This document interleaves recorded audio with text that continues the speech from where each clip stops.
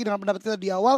Menuju ke SMB agak cukup sulit dengan vehicle rebutan yang cukup banyak juga. Dan kalau kita perhatikan tadi tempat Aerowolf knockdown dan menjadi confirm kill untuk Red Rocket adalah salah satu spawn vehicle juga. Betul, itu scrappingan deket-deket jembatan sebelah kiri, deket rumah 12 tadi. Dua pemain mereka ke gap di dalam shake. Entah apa yang sudah mereka lakukan berdua di dalam shake, tapi akhirnya dua pemain itu dipulangkan ke arah lobby. Betul banget, itu mungkin deja vu keadaan kemarin di mana Aerowolf ditabrak oleh Ion ya. Betul. Kasihan banget ya, mengalami dua kejadian yang sama di dua hari yang berbeda. Itu dia. Dan merugikan buat mereka juga. Itu dia, dan tentunya harus lebih maksimal lagi. Dua active player masih punya harapan tentunya untuk Aerowolf nantinya untuk bisa mendapatkan kemenangan di game kali ini. Walaupun ini akan menjadi perjalanan cukup sulit bagi mereka. Dan ini dia Onyx yang sempat dibahas oleh Pasta tadi, scrapping di sekitaran Gatka. Itu banyak banget rumah-rumah yang bisa ditempati tentunya. Betul. Tidak hanya Gatka sendiri. Dan itu menjadikan Onyx harusnya sekarang cukup kuat di zona berikutnya. Ya, dan tadi kita sempat melihat juga RRQ yang melakukan looting di arah school, apartemen school. Mereka ngebagi lootingannya mereka di posisi 2-2. Biasanya school bakal dikuasain sama dua orang. Satu orangnya bakal turun di arah kolam renang terlebih dahulu. Dua pemainnya bakal ambil semaksimal mungkin apa yang bisa mereka dapatkan di arah apartemen. Karena kan apartemennya banyak banget tuh. Ada 1, 2, 3, 4, 5. Ada 5 apartemen dan satu rumah merah. Rumah merah yang ada di arah apartemen school. Jadi itu harusnya maksimum looting banget sih. Apalagi kalau kita ngomongin turnamen-turnamen kayak tingkatan nasional kayak gini. Terus kita ngomongin tingkatan-tingkatan yang udah internasional. Weapon dropnya dikali 2. Yang normal hanya di healing dan juga attachmentnya doang. Yes, betul banget. Setuju dengan banyaknya komponen tersebut akan memberikan kekuatan bagi RRQ. Utility dan equipment mereka harusnya udah cukup kuat juga. Ditambah dengan posisi mereka saat ini, dengan zona yang ada, harusnya bisa membantu mereka untuk lebih kuat di zona-zona berikutnya. Karena mereka nggak ada contender juga, nggak butuh melakukan rotasi terlalu jauh. Jadi ya udah bisa hold aja di apartemen bahkan. Ya, yang pengen gue tunggu-tunggu adalah perpindahan circle dari circle 2 ke circle 3. Entah kenapa kalau kita ngomongin Miramar sama Erangel ini bantingan yang sungguh drastis banget dari segi ukuran diameter circle-nya. Kalau di map-map kecil kan kayak Weekend itu dari 3 ke 4, kalau dari Sunhawk itu kayak dari 4 ke 5. Karena semakin kecil ukuran mapnya, drastis diameternya tuh makin di circle-circle pertengahan. Iya betul banget, gue setuju banget sih karena dengan Erangel yang 8 ke 8 ini, dengan pendapat lu tadi, itu akan mengubah gameplay yang sedianya mungkin agak cukup aman di awal, tapi karena diameter yang tiba-tiba mengecil dengan sangat drastis, itu memaksa para player untuk melakukan rotasi oleh karena biasanya zona keempat, zona kelima ini udah fight benar-benar berdarah di Erangel tentunya. Ya karena nggak ada yang bisa menghafal pattern dari circle-circle yang ada di PUBG Mobile. Oh iya. Nggak menentu cuy. Lu misal ngelihat circle yang munculnya kayak circle pertama gini.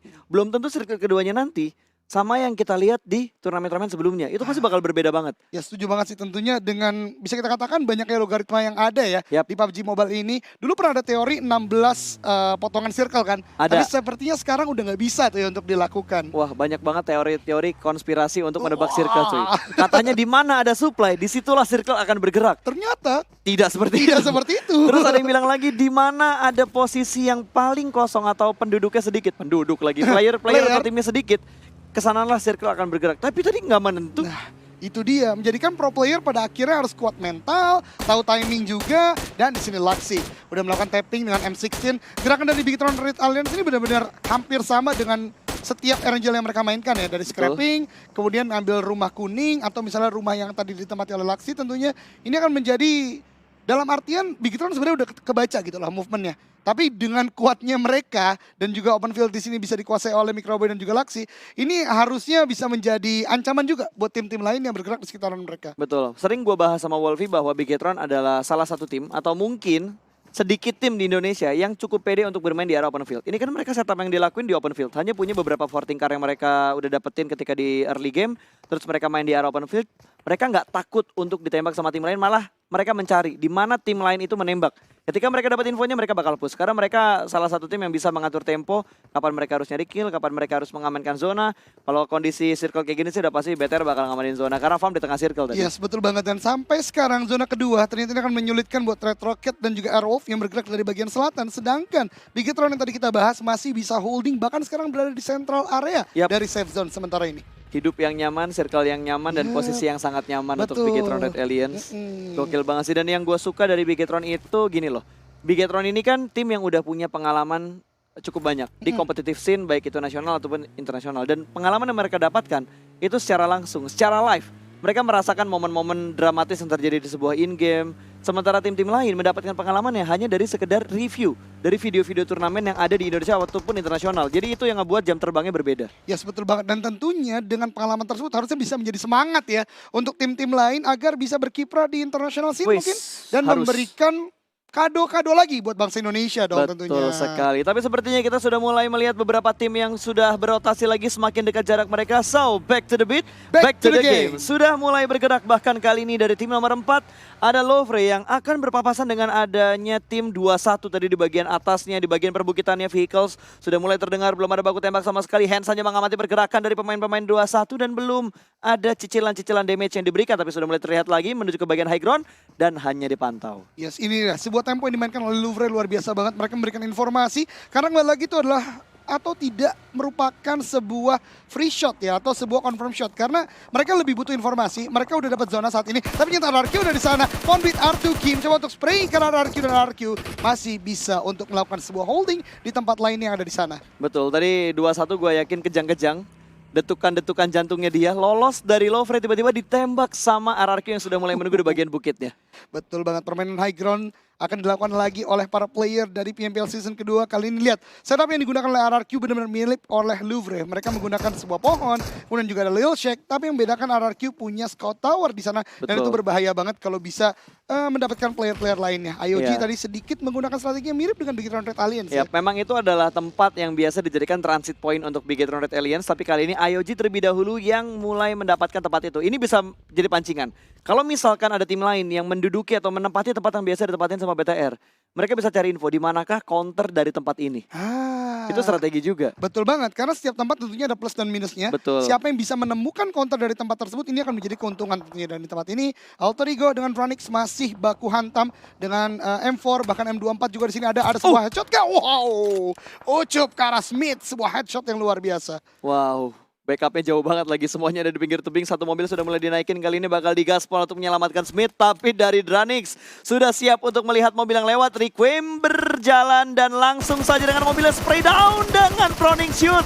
Tidak ada damage yang terlalu besar diterima karena masih ada beberapa cover dari vehicles yang dinaikin oleh seorang Requiem. Yes, luar biasa banget, sebuah backup yang sangat berani tentunya dari Alter Ego. Tapi Ucup dan kawan-kawan sudah mulai melakukan sebuah swarming in area. Kryzen akan berhadapan dengan Badru. Sudah dekat sekali, Badru udah cukup sekarang. Kryzen di sana mendapatkan satu knockdown. Dan akan menjadi confirm kill pertama untuk Dranix saat ini ke arah tim Alter Ego. Iya, betul sekali. Langsung dipulangkan menuju ke arah lobby. Tadi poin yang sungguh indah berhasil diamankan oleh tim Dranix. Kali ini bakal melakukan setup terlebih dahulu. Alter Ego hanya bisa menunggu kedatangan dari Dranix. Ucup sudah mulai terlihat, ada spray down lagi dari Martin. Belum ada damage yang terlalu besar.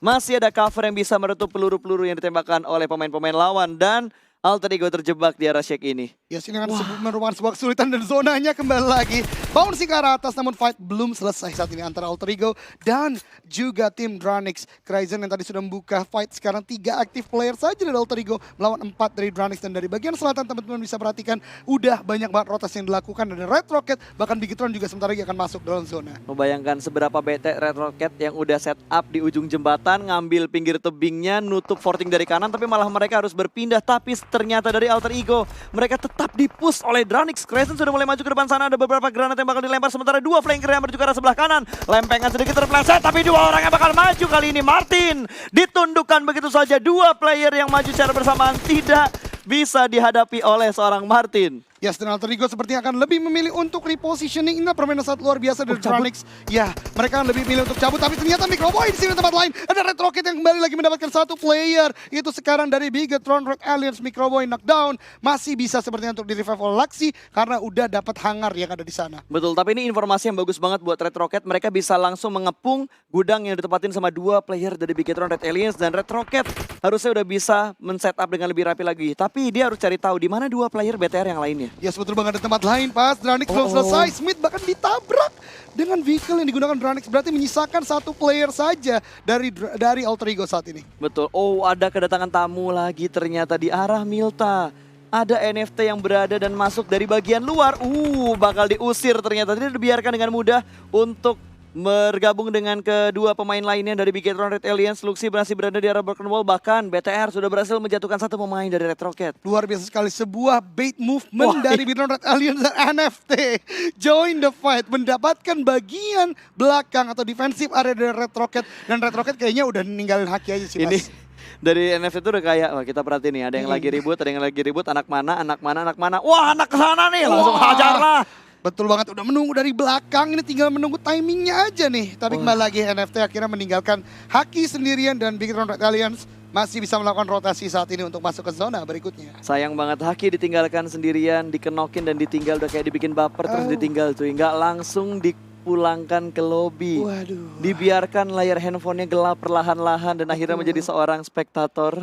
Wah, Untuk timnya sendiri. sedih sekali cerita dari Sedih Haki. sekali, terlalu dramatis. Sepertinya ada sinetron-sinetron baru yang muncul di PUBG Mobile. Tapi kita bakal fokus lagi menuju ke arah shelter, di mana baku tembak sudah mulai terjadi. Dari arah gudang biru 21 bakal segera keluar, namun angle outnya sudah dikunci oleh The Pillars. Yes, betul sekali. 2-1 e-sport di sana Picasso. Waduh. Masih menggunakan sebuah smoke spot dan zona kembali lagi. Justru mengarah ke open field sekitaran prison. Hanya ada satu high ground yang bisa digunakan tentunya. Dan saat ini sudah ada Gig dan juga Boom yang ada di sekitaran high ground tersebut. Ya ini tebing-tebing prison mungkin bakal jadi rebutan banget sih. Rebutan banget. Boom sudah di sana seperti yang udah lo bilang. Dan ada tim yang di-tackle dipulangkan ke arah lobby again and again. 2-1 esports. Betul sekali, 2-1 e-sport perlu untuk step up lagi gameplay yang mereka gunakan karena mereka butuh poin untuk itu, dan RRQ di tempat lain justru mendapatkan salah satu player dari Louvre yaitu Okiozora di tempat lain. Yes, dan Boom sudah mendapatkan tempat yang nyaman. Ini tempatnya Simba nih buat naik ke bagian atas dan melihat-lihat lagi daerah sekitar, pemandangan yang indah. Ternyata IOG masih mengambil bagian kecil yang ada di arah shelter, satu bunkernya, satu pintu bunker yang sudah mereka kuasain, tapi mereka harus bergerak sih karena mereka nggak masuk area play zone. Dan Valen headshot langsung ke pemain Void. Betul sekali, sebuah pick yang luar biasa dari Volant tentunya dengan M24, tapi RRQ dan juga The Pillars masih melakukan fight satu sama lain untuk masuk ke dalam zona. Sebuah spray down dari Boboho mencoba untuk confirm menjadi satu kill dari RRQ, namun masih bisa untuk hiding position dari Scout Tower tersebut. Ya ini bisa gue bilang fight yang agak sedikit wasting time karena mereka masih berada di luar dari zona walaupun jarak zonanya hanya sekitar 170-180 meter doang, dan Peiko berhasil mendapatkan pemain-pemain IOG yang tiba-tiba rotasi di depan muka mereka persis, bahkan 3 pemain mereka dipulangkan ke arah lobby. 3 poin gratis untuk RRQ. Luar biasa banget, bahkan Olis last man standing justru harus jatuh dari IOG dan IOG harus pulang ke lobby. Nerpeko tadi ya M249. Tapi di tempat lain ada Louvre juga yang masih terspot oleh RRQ drone. Masih bisa untuk hiding spot lagi di bagian Scout Tower saat ini. Oh my god, Itu cepat apes sekali. banget tadi. IOG apes banget, 3 player mereka keculik pas lagi rotasi, 1 pemain merekanya kecelakaan tunggal. Betul. Waduh, bener-bener rugi banget, dan tentunya NFT mereka bakal berkumpul. Red Rocket masuk ke dalam rumah dan berhasil mendapatkan 2 pemain dari NFT. Ingin langsung dipulangkan menuju ke arah lobby, tapi Valen bakal membackup dari bagian luar. Sedikit ada backup fire walaupun terlambat, namun masih bisa memberikan nafas menuju ke arah seorang Flippy. Tidak ada backup fire lagi dari tim NFT, mereka hanya bertahan sementara dari Red Rocket mereka sedikit menurunkan tempo serangan mereka. Betul sekali, karena mereka tadi udah coba untuk maju ke arah depan, tapi ternyata pertahanan dari NFT cukup kuat di sana. Masih ada 1 player di bagian depan dari Red Rocket sendiri. Red Rocket akan mulai maju lagi. Heroes di belakang sini akan menggunakan AK-47 dengan 762 untuk close combat. Kings ternyata dengan Scar L-nya di close combat juga. 1 orang dari NFT sudah berhasil untuk di-revive, itu Flippy, dan sudah melakukan healing from. Stepnya terdengar dan berhasil diatasin ternyata. Walaupun dia mendengar step, tapi backup fire-nya, bukan backup fire. First hit-nya masih dimenangkan oleh Red Rocket tadi. 1 tumbang, lagi-lagi ada trade knock yang terjadi. Dan sama-sama mundur, memberikan efek gencatan senjata untuk melakukan revive dan healing terlebih dahulu. Yes, betul banget. Dan tempat lain, Point 2 Kid yang tereliminasi oleh Bigetron Red Alliance di bagian lower ground-nya. Namun kita kembali lagi ke fight yang masih panjang antara Red Rocket dan juga NFT saat ini. NFT sudah kehilangan 2 manpower, ini akan menjadi kesulitan bagi mereka jikalau mereka terus memaksakan fight di tempat ini karena Red Rocket sudah masuk di dalam zona. Betul, 1 pemain dari Red Rocket sudah mendapatkan tempat yang aman, sementara Bigetron masih ingin melakukan looting terlebih dahulu setelah mereka berhasil mendapatkan pemain-pemain dari Void. 3 poin kill sudah diamankan oleh Bigetron Red Alliance dan mereka sudah mendapatkan tempat yang cukup nyaman juga. Hanya ada 1 tim tadi, ada NFT yang berada di kiri mereka dan di depan mereka ada Dranix. Oh Circle-nya. my god. Circle-nya nggak, wah. Ini circle yang menurut gue benar-benar jahat ya. Dan kalau teman-teman perhatikan Onyx, lihat pas, udah ada 4 setup yang sudah dilakukan mereka di bagian utara. Namun fight masih terjadi di sini. Bigetron lebih memilih untuk menghancurkan dari kendaraan mereka untuk menjadikan fortingan. Karena di depan mereka, bahkan di bagian barat mereka saat ini udah ada tim lain, yaitu NFT yang berdekatan dengannya. Di tempat ini masih dengan Geek, RRQ, Louvre dan juga Boom yang sedang melakukan rotasi masih mencoba untuk menahan bagian terluar dari zona. Ada sebuah nade dilemparkan dari Geek, apakah connect ke RRQ? Ternyata tidak, masih bisa untuk ditahan di sana. Betul, harusnya dari daerah prison ini hanya satu tim yang bakal selamat. Ditembak lagi dari blind spot yang tidak terdeteksi. Dua sudah mulai trade knock antara beberapa tim yang ada di sekitar prison kali ini. Sementara Geek Fam lebih memilih keputusan yang sangat bijak untuk menghindari daerah prison sebelum mereka kehabisan spot di area circle-nya. Ya, sangat menyedihkan tadi kita lihat dari Toms mencoba untuk revive dari Bubu, namun RRQ dengan nade yang sangat on point mendapatkan 2 kill bahkan dari tim Geek NFT. Saat ini yang tadi baru saja melakukan fight dengan Red Rocket, sekarang tertahan dengan fight close combat dengan Bigetron Red Alliance yang ada di bagian lower ground. Ya, BTR juga kehambat posisi mereka, bahkan Aura sudah dipulangkan ke arah lobby. Wow, Red Rocket mendapatkan 5 poin kill. Kali ini Valen bakal langsung gaspol menuju ke bagian depan, tapi BTR ditinggalkan di bagian belakang. Malah BTR masih ketahan karena ada satu tim yang menahan pergerakan dari BTR. Aerowolf tidak membiarkan BTR lewat. Ternyata Hazelnut menjadi orang terakhir untuk menghentikan langkah dari BTR. Oh my god, sebuah backstep yang sangat lambat namun justru melakukan sebuah fight yang luar biasa. Dan ternyata BTR masih bisa bertahan dengan satu player dan mungkin masih bisa untuk merevive player lainnya, tapi ternyata tidak dengan zona yang sudah bergerak. Dan juga ada DPS dari knockdown menyisakan satu player terakhir dari Bigetron Red Alliance sejauh ini. Ya, hanya menyisakan satu pemain doang untuk BTR dan juga Louvre, dan mereka berada di arah blue zone. Jadi perang mereka tidak hanya dengan player-player yang udah ada di pinggir circle, tapi bakal berperang dengan DPS dari Blue Zone juga. Sementara dari tim NFT yang menyisakan Valen seorang diri cukup berdekatan dengan beberapa tim lain. Wow, M249 dari RRQ, dari RRQ lagi lah. Dari Nerpeko tadi berhasil menjatuhkan satu pemain yang masuk di pinggir jalan. Yes, luar biasa banget dengan 100 untuk satu klip, benar-benar luar biasa. Nerpeko saat ini ya, tadi mendapatkan satu tim dari IOG, kemudian satu kill lagi dari Louvre. Dan sekarang Geek mendapatkan Volon yang dari tadi melakukan prone untuk tidak terdeteksi. Datmosh menunjukkan kualitasnya, kembali lagi 2 kill untuk Geek sejauh ini. Betul, tapi tadi pergerakannya RRQ bakal motong rotasi dari beberapa pemain yang harus bergerak sedikit masuk ke dalam circle. Circle sudah mulai menghimpit, ada spray yang sangat bebas dari Cleon.